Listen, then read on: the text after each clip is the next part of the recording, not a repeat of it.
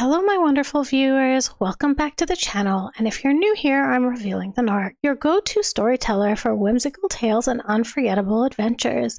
In this video, I have a festive treat for you, a charming, funny, heartfelt holiday story that's bound to leave you smiling. Picture this, a glittering duchess, a dashing prince, and a villa filled with chaos, laughter, and jam.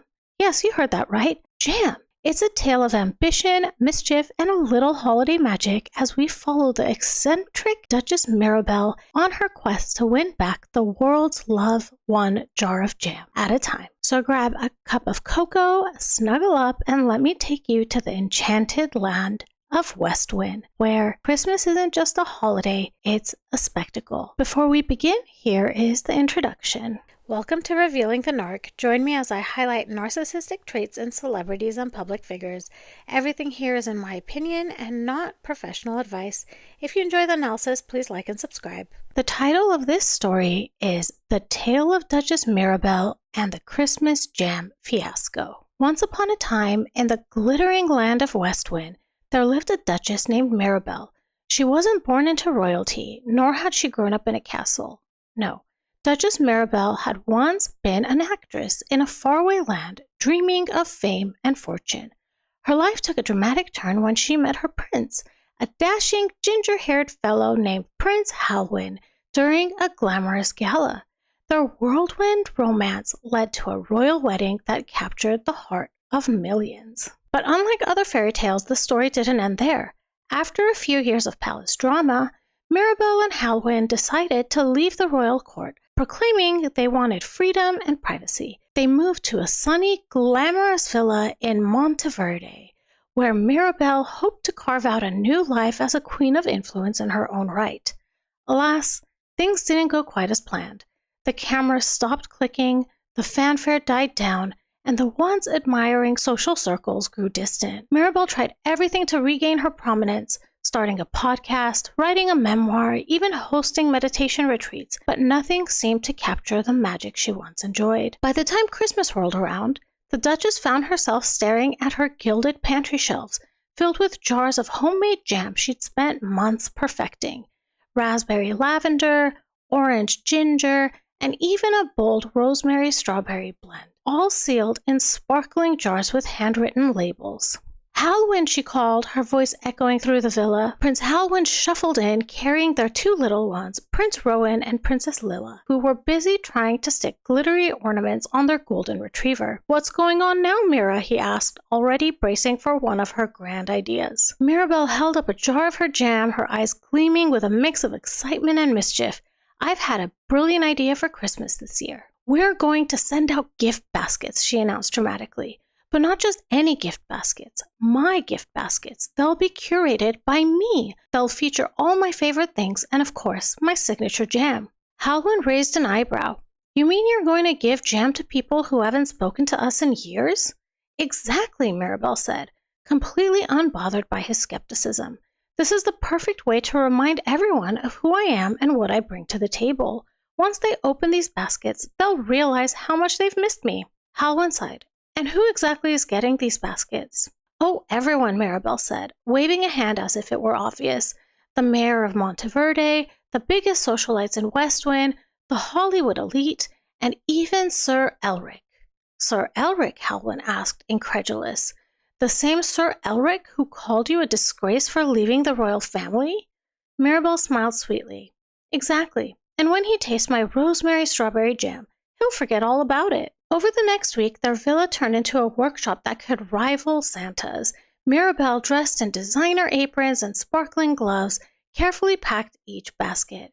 She included not only her jams, but also artisanal favorites, including chocolates, organic teas, luxury candles, and a few carefully selected books that she'd never actually read, but they looked fabulous in photos. Each basket included a handwritten note.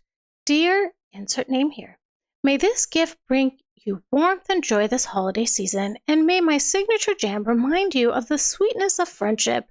Yours warmly, Duchess Mirabelle." She even roped Halwyn into helping. "Can't we just buy pre-made baskets?" he grumbled as he tied a bow around a particularly stubborn package.